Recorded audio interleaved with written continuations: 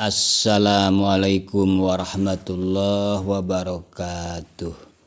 Wilujeng patepang dejeng simkuring dulur-dulur, mudah-mudahan sadayana aya dina lindungan Allah Subhanahu wa taala, sehat walafiat. Ieu simkuring bade ngeunyakeun sebuah kisah atau cerita setan leuwih sieun keneh kunu keur sare batan jami anu keur salat. Mudah-mudahan janten ilmu nu mangfaat kang urang sadayana. Amin ya Allah ya rabbal alamin.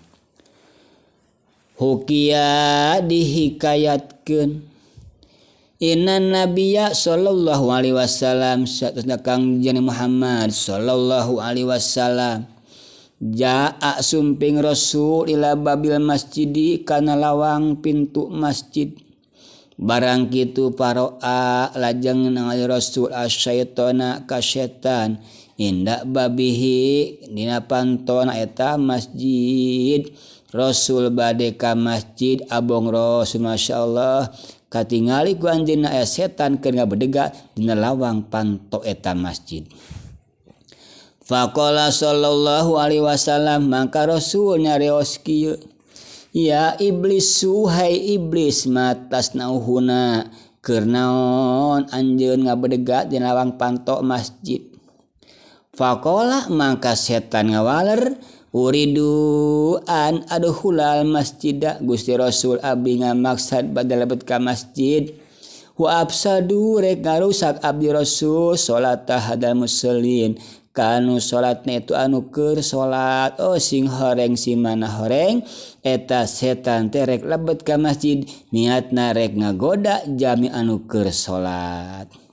Walakin tetapina Rasul akhafu abi teh rempan abi teh sieun min hadar rajuli ti lalaki anna imi anu keur sare.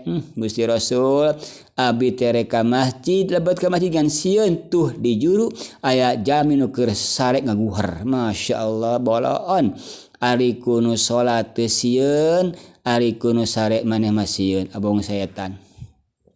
Qala sallallahu alaihi wasallam Rasul narios kieu, ya iblis suhai iblis lima lam takhab kunaon anjeun mah teu sieun min musolli tin anu keur salat wa huwa apa ari nu salat mah pil ibadati dina ibadah wal munajati jeung keur munajat ma'rabihi ka pangeranna itu sinu salat wa takhafu jeung sieun anjeun minan naimi tinu sare wa huwa jeung apa anu keur sare mah fil goplati dina keur goplah. Setan maneh mah boloh euy gebloh ari kuno salat maneh mah teu sieun ari kuno sare sieun apaan keur salat keur munajat ka pangeranna keur gopel eling keur nyaring anu sare pan keur goplah tibalik panatan euy. Faqala setan nyaros kieu al musolli ari nu salat mah jahilun eta teh jalma bodoh wa ifsaduhu jeung ari ngaruksakna salatna bodoh ashalu gampang pikeun abdi alakin tetapina anaimu anu sare mah alimun eta teh jalmi pinter. Sing horeng sieuna teh naon nu salat mah jalma bodoh gampang ngagodana nu keur sare mah jalmi pinter. Masyaallah.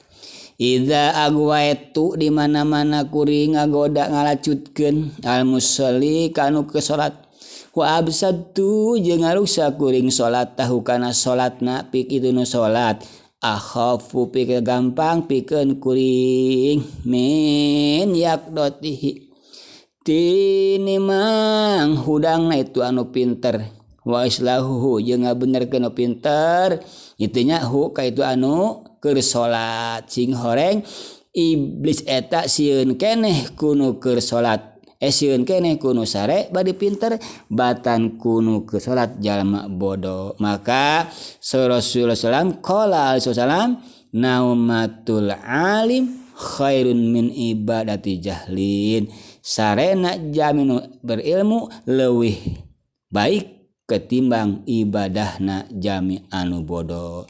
Guprake keterangan urangnya keur budak kepujiannya wa kullu man wa kullu man min ghairi ilmin ya'malu amaluhu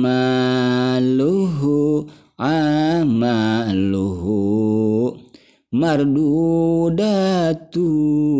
latubbalu sahajam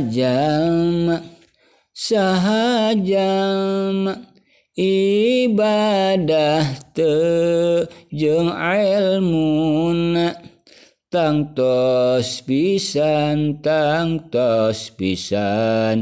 ditolak teu ditarima. Judulur kungupingkeun keterangan urang hayu putra putri urang pasantrenkeun urang sakolakeun bekalan murangkeun urang ku ilmu sangkan bagja dunia sareng akhirat. Mudah manfaatna wallahu a'lam.